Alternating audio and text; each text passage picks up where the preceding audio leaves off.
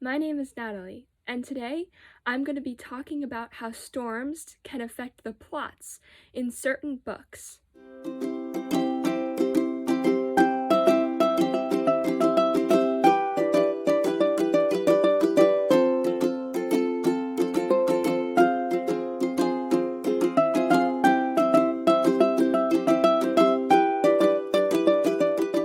A while ago, when I had to read King Lear, I noticed that it started to mention a storm, and it also had a lot of elements that revolved around this said storm. And I thought back to a lot of the books that I had already read and realized there are a lot of storms that impact significant events in a lot of books that I've read. So today, I'm specifically going to be talking about the Stormlight Archive, specifically Words of Radiance by Brandon Sanderson. I'm also going to be talking about King Lear by William Shakespeare. Yes, a nice old book for you. And I'm also going to be talking about Michael Vey series. If you have not read any of these three books, that's okay. As so long as you're okay with them being spoiled, I will be mentioning quite a few spoilers from each of these books. So if you're not okay with that, here's your spoiler warning. Go read them all. I know that Michael Vey is 7 books, and that's a lot, so that's why I was like, this is an optional spoiler warning for you. But if you really don't want to be spoiled, I suggest not watching this video.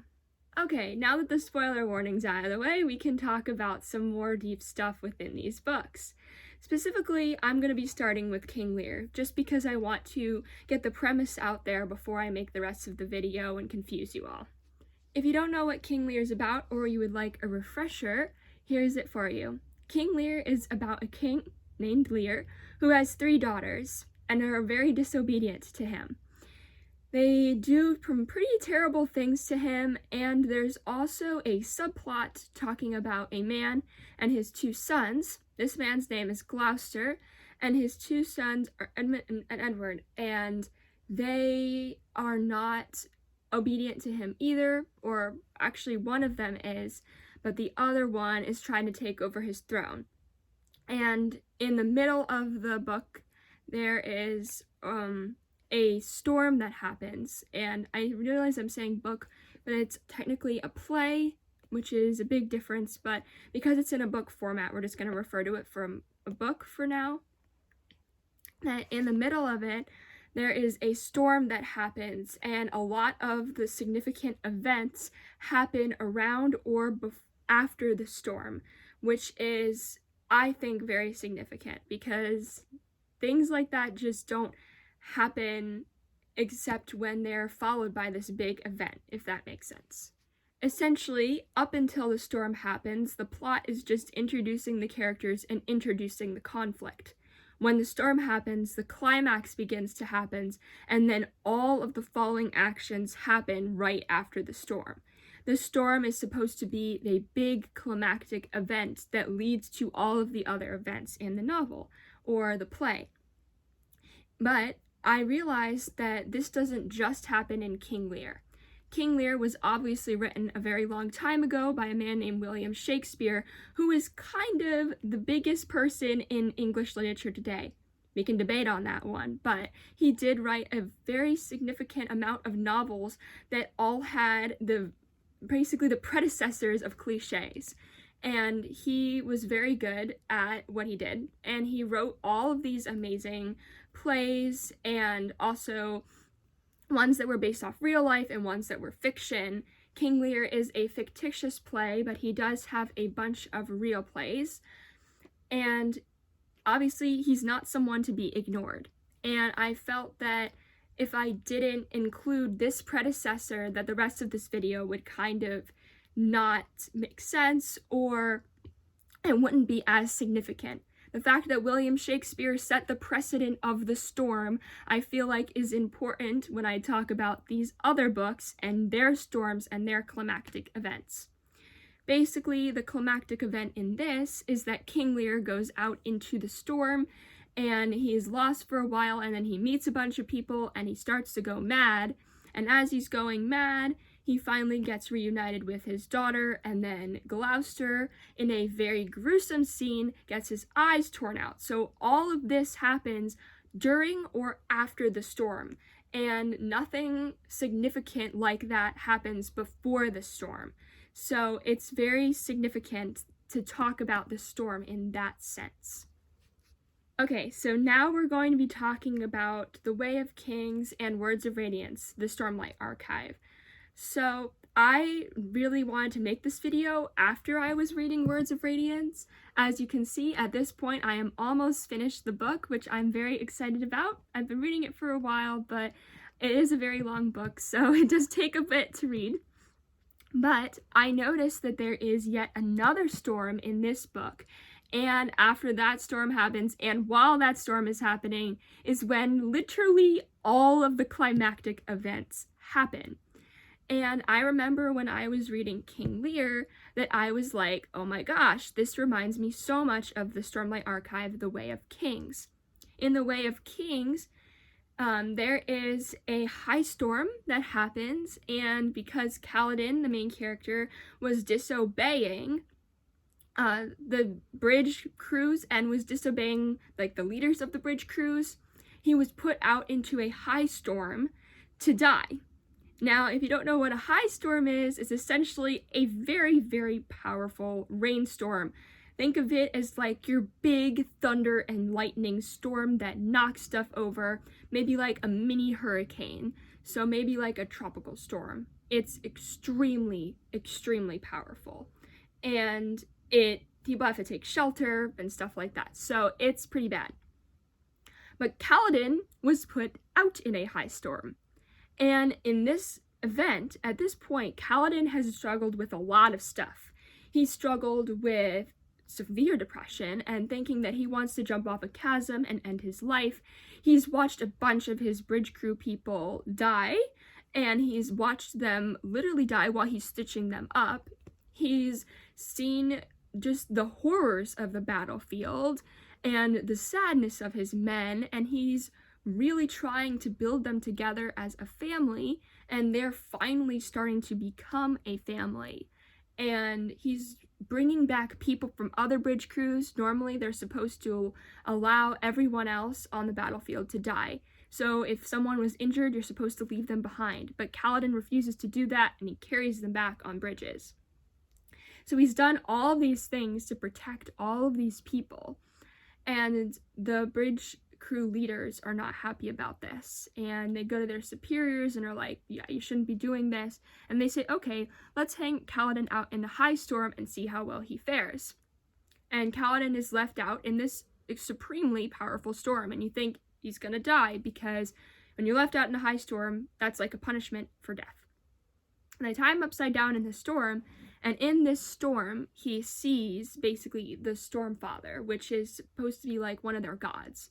And he sees that, and it's this big turn of events where Kaladin finally learns to accept who he is and what he's supposed to do, which is his Night Radiant abilities. Now, of course, he doesn't make them known to anyone else, but it is this big turning point that he has where he finally realizes who he's supposed to be.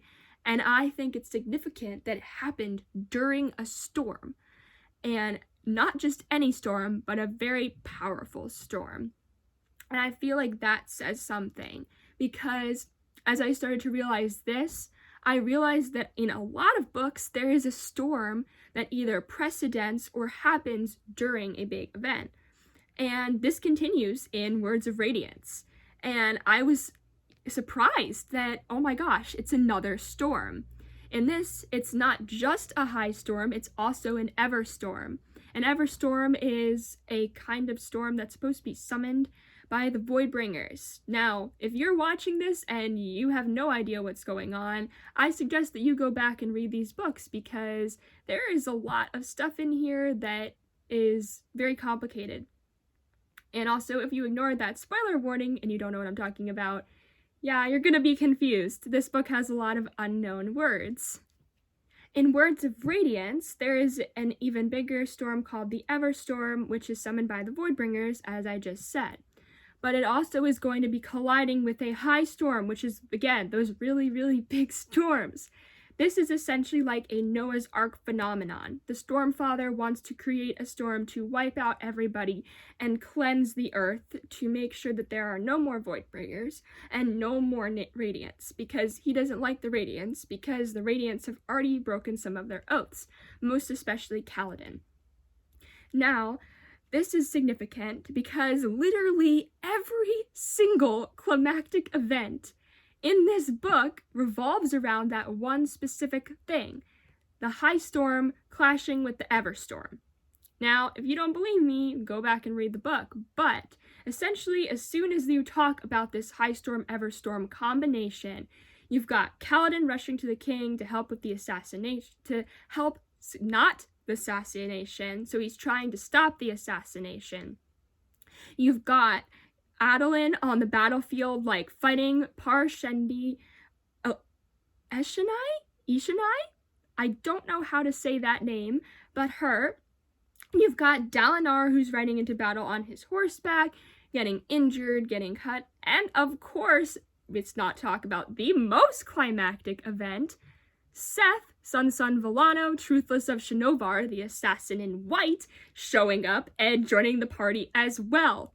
Not to mention that the Almighty is speaking to Dalinar, or should I say, actually the Stormfather, and is talking to Dalinar and saying, this is not the way I want you to die. So you've got all of these things happening during this collision of these two storms.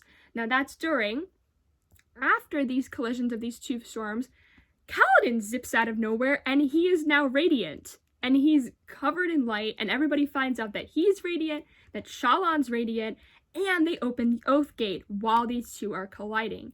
So, if you don't believe me that storms have a big impact on the plot, try again, because I've just given 3 examples already. But there's more. Now, I must admit that it's been about 3 years since I've read Michael Vey, so excuse me for not remembering the plot very well. It's been a while, and also I've read a lot of books since then, but I do remember this being a very fond memory. Michael Vey series, if you don't know or you did not see the spoiler warning, is essentially about a kid named Michael Vey who has electric abilities. Now, there is more than one person who has electric abilities, but he's the main character and the main narrator of these books. What's interesting about these books is they start off very simple. So the first book is kind of a little bit more, I don't want to say childish, but definitely childish, and it grows with the reader, very similar to Percy Jackson. Except, as this series goes, it gets darker and darker, and more people die, and you're like, what the actual heck is happening right now? But anyway, what I find fascinating about this is specifically at the end of the series, there's a storm. But also, Michael Vey has electric ability. Electric ability, similar to lightning, which is usually seen in storms, most especially powerful storms, such as thunderstorms. And I feel like that in itself should kind of say something about this series. It follows Michael's storm, his ability to do things, and he has, the electric ability. And through it, he kind of sets off all of the events in all the novels. It's his discoveries that lead to specific events that are very important. It's his abilities that lead this group to come together. And it's his abilities that end the series. For most of the last book, Michael is not present because he is in supernova form, which is kind of sad, but also very interesting.